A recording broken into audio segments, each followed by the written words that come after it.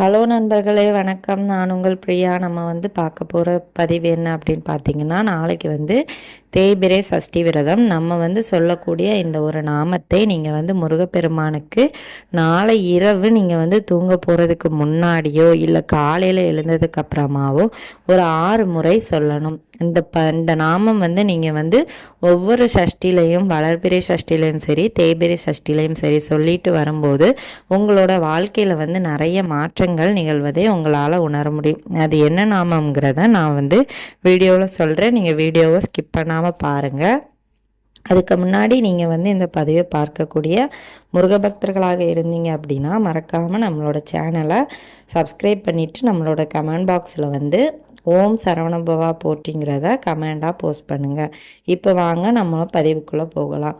நம்மளுக்கு சஷ்டி விரதங்களே முக்கியமான 2 சஷ்டிகள், தேய்பிறை சஷ்டி, வளர்பிறை சஷ்டி. இது தவிர இன்னும் பெரிய சஷ்டிகள்லாம் உண்டு.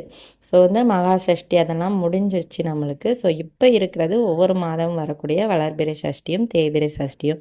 முருகப்பெருமானோட பக்தர்கள் கண்டிப்பாக இந்த நாட்களை மிஸ் பண்ணவே மாட்டாங்க. ஸோ நீங்கள் நாளைக்கு காலையில் எழுந்ததுமே குளிச்சுட்டு முருகப்பெருமானுக்கு ஒரு தீபத்தை மட்டும் ஏற்றுருங்க.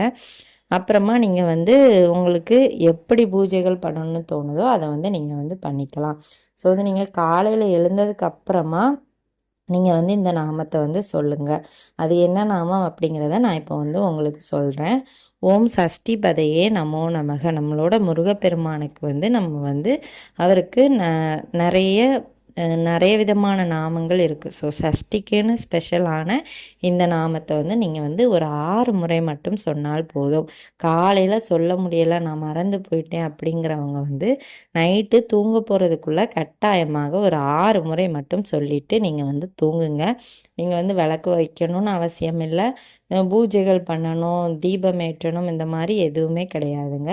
ஜஸ்ட்டு நீங்கள் சொல்லிவிட்டு படுத்து தூங்குனீங்கனாலே போதும். கண்டிப்பாக உங்களோட வேண்டுதல்களையும் சேர்த்து கேட்டுருங்க. நீங்கள் இந்த நாமத்தை 6 முறை சொல்லி முடித்ததுக்கு அப்புறமாவோ இல்லை சொல்கிறதுக்கு முன்னாடியோ எனக்கு இந்த மாதிரி வேண்டுதல் இருக்குது முருகையா, நீங்கள் தான் எனக்கு என்னோட வேண்டுதலை நிறைவேற்றி தரணும் அப்படிங்கிறதையும் நீங்கள் தெளிவாக கேட்டுருங்க. கேட்டுட்டு நீங்கள் இந்த நாமத்தை சொல்லலாம். இப்படி நீங்கள் ஒவ்வொரு சஷ்டிக்கும், வளர்பிறை சஷ்டிக்கும் சரி, தேய்பிறை சஷ்டிக்கும் சரி, தொடர்ந்து நீங்கள் இந்த நாமத்தை மட்டுமாவது சொல்லிட்டு வாங்க. உங்களுக்கு பூஜைகள் பண்ணுறதுக்கெல்லாம் டைம் இல்லை அப்படின்னா ஜஸ்ட் இந்த திருநாமம் சொல்கிறதுக்கு நம்மளுக்கு அவ்வளோ டைம் ஒன்றும் எடுக்காது. உங்களுக்கு நீங்கள் பூஜை அறையில் தான் போயிருந்து சொல்லணும்னு இல்லை, உங்களுக்கு எங்கே ஃப்ரீயாக இருக்குதோ அதில் உட்காந்து கூட நீங்கள் சொல்லிக்கலாம். ஸோ சொன்னதுக்கப்புறமா நீங்கள் அப்படியே கண்ணை மூடி தூங்கிடுங்க. இது பகலில் பண்ணுறீங்க அப்படின்னா நீங்கள் சொல்லி முடித்ததுக்கப்புறமா உங்களோட ஒர்க்கை பார்க்கலாம்.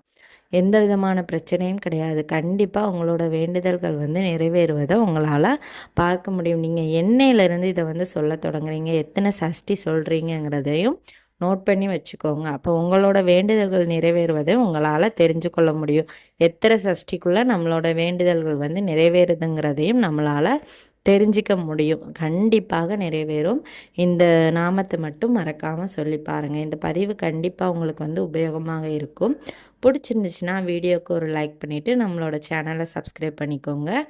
இந்த வீடியோவின் முழு பதிவை பார்த்ததற்கு மிக்க நன்றி.